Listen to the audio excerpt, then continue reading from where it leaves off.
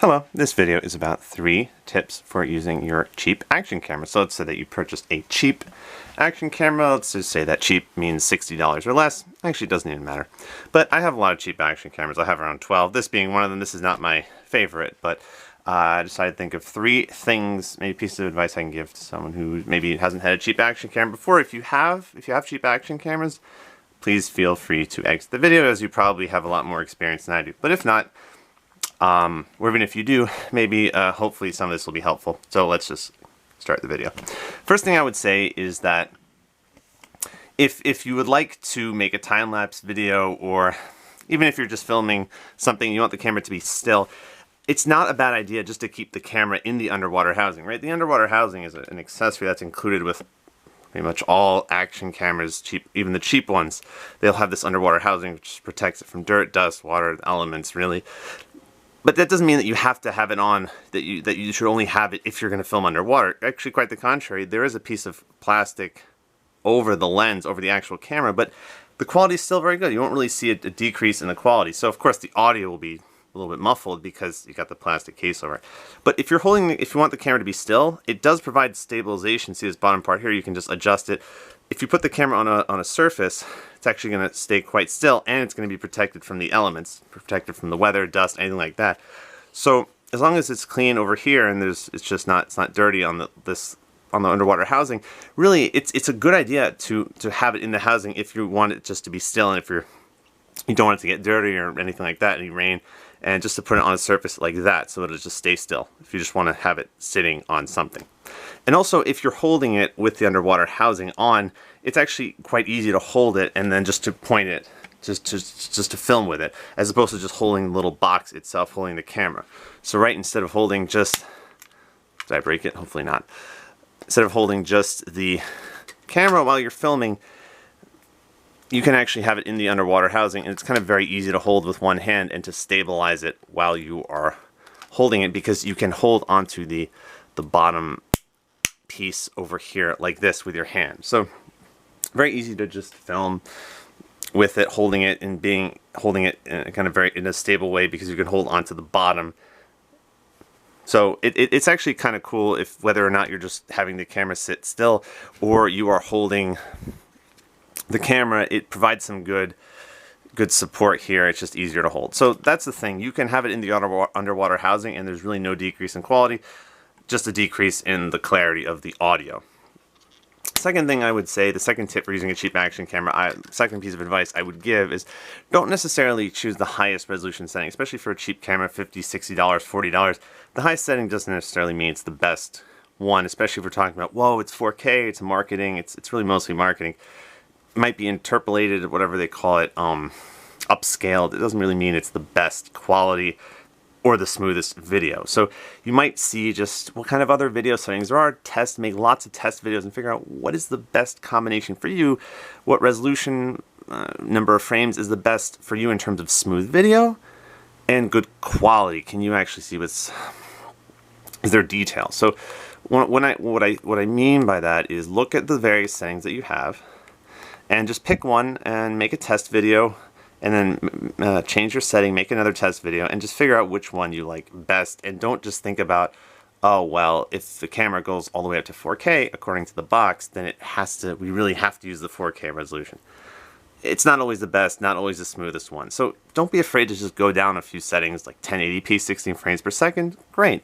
2.7K, great. It doesn't mean that you have to use the highest setting, and that means that that's the only way you can get good quality. Don't just look at the box and say, oh, well, we have to use 4K because it goes all the way up to 4K. Make different videos with different resolutions, different tests, and then just figure out which one you think looks best. Smooth video is very important. 60 frames per second, 1080p. That's often the one I choose, even if the camera says, oh, it goes all the way up to 4K. So just keep that in mind, that you don't have to choose the highest resolution setting. Just make many videos. It's fun, it's time consuming, but it's a lot of fun, and just figure out which setting you like best and just go with that. The third piece of advice I would give, third tip for using a cheap action camera, is if you are willing to take the risk, don't be afraid to use the underwater housing and put it in the water. Now, let me just make it very explicitly clear that I'm not guaranteeing that your camera is going to be completely waterproof. That's not the point of what I'm saying. My point is, it's actually a lot of fun if your camera is waterproof to put it in the water, because let me tell you, even there's a pool near where I live, and I thought that didn't think that the quality would look good in the water when it was cloudy, but let me tell you, when I tested my cheap action cameras in the water, I was surprised by how clear it looks, even on the really cheap cameras that don't have good quality video. When I put them in the water and I filmed in the pool, for some reason it just looked great. So I'm telling you that for a year and a half, I was afraid to put them on the water because I thought they were going to leak, but a number of these underwater housing cases are actually very good. So if you're just a little bit apprehensive and you don't want it to leak, I know it's possible. Get some kind of bowl or something and just put it in the water and just see if it leaks. So before you actually test it in the ocean or the lake or a pool, just get a bowl, put it in the water, a container, and just see if there's any leaking. Because it's very worth it if you're like on vacation, there's a body of water, a pool, you want to film in the pool, etc. It can be a lot of fun, because I was nervous to put these in the water because I was afraid some of them might leak, but I tested several of them and they did great. So if you are comfortable with taking the risk of putting your camera in the water, I think it's a cool experience. I made some underwater videos and I think the quality looked actually very good underwater. So that's the third thing I would say. Maybe it sounds obvious, but I wasn't actually not putting these in the water because I was afraid they would leak. I haven't put this one in the water yet. So those are my tips. The first one is to just keep the underwater housing on if you want to film with one hand, good stabilization, or just to put it on a surface, you have it's stabilized, even though it's a little bit kind of heavy at the top, because the underwater housing does protect it very well from dirt and dust. Second thing is to not necessarily use the highest resolution setting, just play around with the settings, choose different settings, make lots of test videos, and just figure out what setting is best for you, because smooth video is important, right? What's the point of having a high resolution like 4K if the video is choppy, if it's not smooth? You want something you want a setting that is a lot of frames per second. It's enough that it's smooth. And the third one is that if you're willing to take the risk to put your camera in the water, it's not a bad idea, especially if you didn't really pay that much money and you're willing to take the risk in case it's going to leak. But again, I'm not going to guarantee that your cameras are waterproof. The truth is that it's really impossible to guarantee that 1,000,000%. But a lot of the underwater housing cases are made very good. But again, if you're just not sure, maybe just test it in a small place, on a small scale. Just put it in a little bowl of water or something and just submerge it just to see if it will leak. But the point of these is really that they're cheap. They can have some great quality resolution if you find a good camera.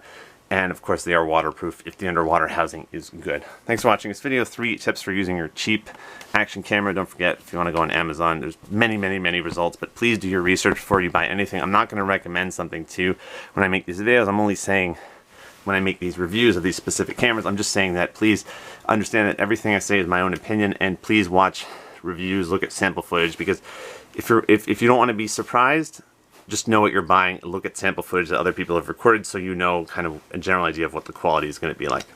Thanks for watching this video. I really like cheap action cameras. I think they're a lot of fun because they're cheap and they have lots of accessories and lots of features. That is all for this video about cheap action cameras.